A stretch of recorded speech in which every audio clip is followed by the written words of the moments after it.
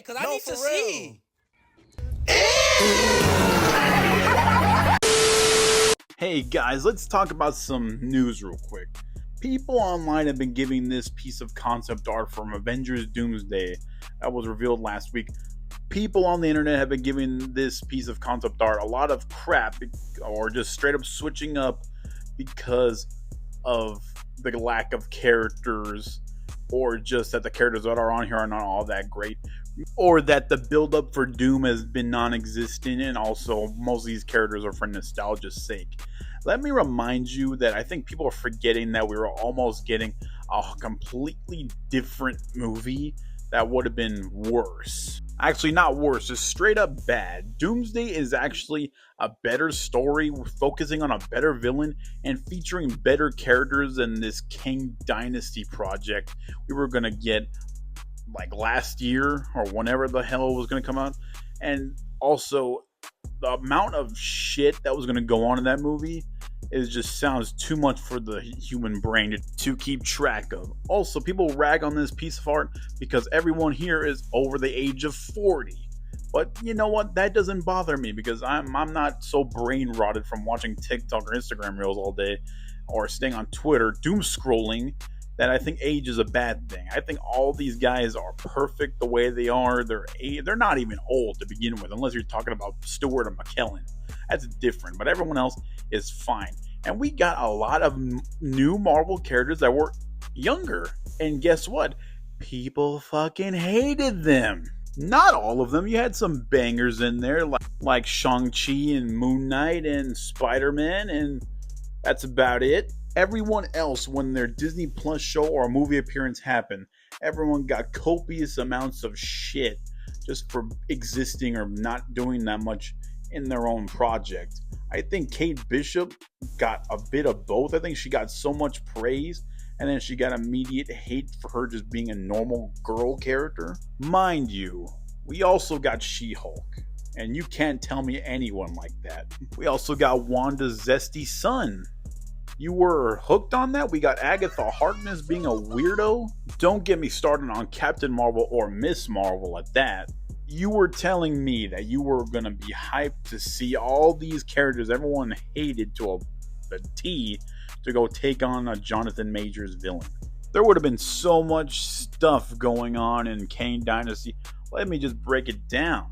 Let's start from the beginning. Yeah, we saw Kang get built up in the Loki series, and then he finally had his big screen debut in Ant-Man and the Wasp: Quantumania. And then this was a post-credit scene.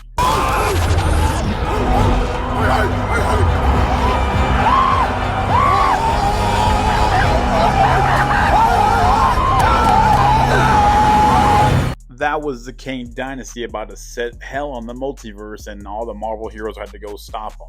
After they were hyping each other up like a bunch of frat bros, they were going to go unleash hell on the multiverse.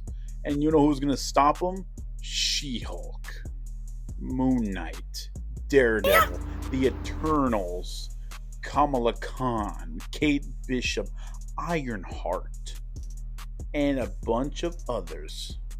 Yeah, we would have had Spider-Man in there, and also immediately introducing Miles Morales to the MCU. Captain America, Sam Wilson, the Falcon, his sidekick, the new Avengers, Moon Knight and Shang-Chi, and Ant-Man and the Wasp and his daughter, all fighting these three variants we saw in Quantumania. These three Kang variants in particular. There are going to be three teams going after all three of these variants. And yeah, that would have been a lot of shit to cut back and forth to. And definitely not all of them are going to end in a strong note. I've seen that leaked script for Kang Dynasty float around the internet here and there. Pretty sure that's what they're going to do in this movie because they had all these characters and they were so confident in them even though everyone hated them. Well, I forgot we would have had White Vision. And bringing this movie to life would have been Destin Daniel Cretton. And I love Destin Daniel Cretton. He's a great director, but I don't think his directing would have shined in this movie at all because there's too much stuff going on. And also the writer who was going to bring this movie to life was going to be the dude who wrote Ant-Man and the Wasp: Quantumania. And everyone hated that movie, so you're telling me that they were going to cook with this one? No. Even the build-up to Kang for me wasn't even that exhilarating for me. I think this is too big for his britches. I don't see Kang as a big bad you build up to. I just see him as like a pest who causes trouble here and there, or just challenges the Avengers to some life-ending mission here and there. But like, have everyone in the whole universe come after this one dude? No. If you guys hated how he went out in this,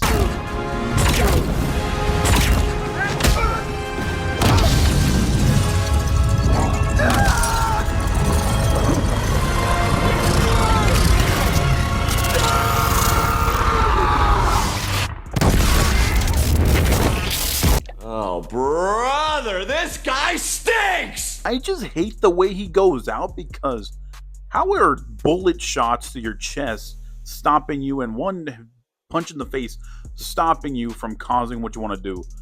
Dr. Doom, on the other hand, he would have at least blocked all those shots and put up a force field and pushed Ant-Man back. That's why I think Dr. Doom has more of a dog in him than Kang, and why he's a much more intense presence. And yeah, you can make the argument that, oh, Doom has never been personified on screen well yet, or most people don't even know how he works as a villain. Not everyone reads comics. Okay, that's fine.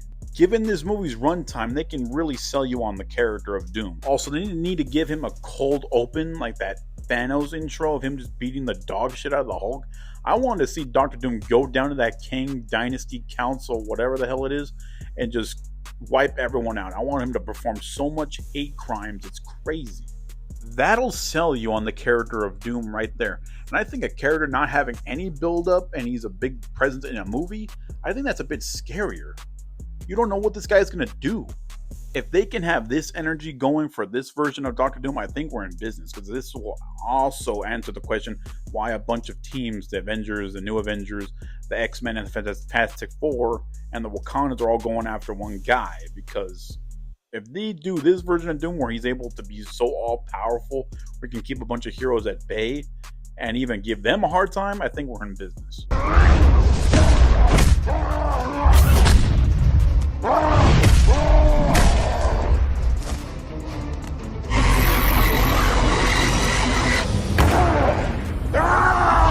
Surrender! Doom does not surrender. Take it!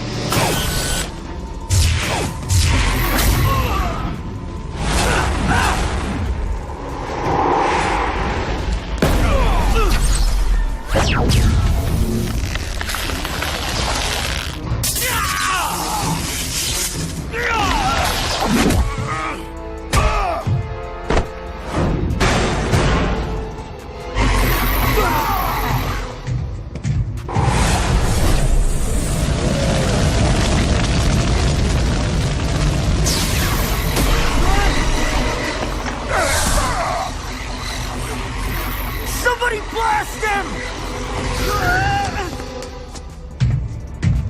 You are trespassing on Latverian soil. Leave. Given Robert Downey Jr.'s acting talent, I do think he can pull that off. And I don't know about you, I think the characters in this movie are all I've ever wanted. We are finally getting an Avengers movie with some of the OG Avengers, the new Avengers, the X-Men, and the Fantastic Four. I think that's way better than seeing She-Hulk twerk on Moon Knight. That's all I'm saying.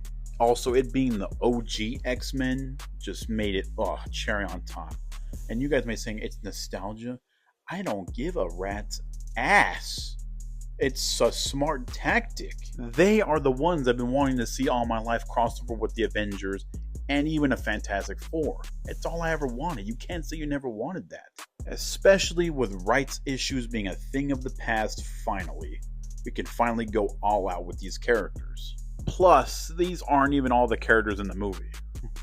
Marvel just wants a sure thing, and that's fine. I think this is a better thing to market anyway.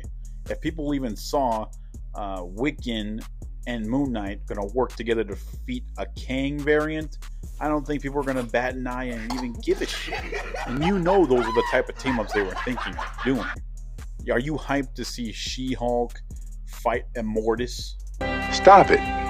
Get some help.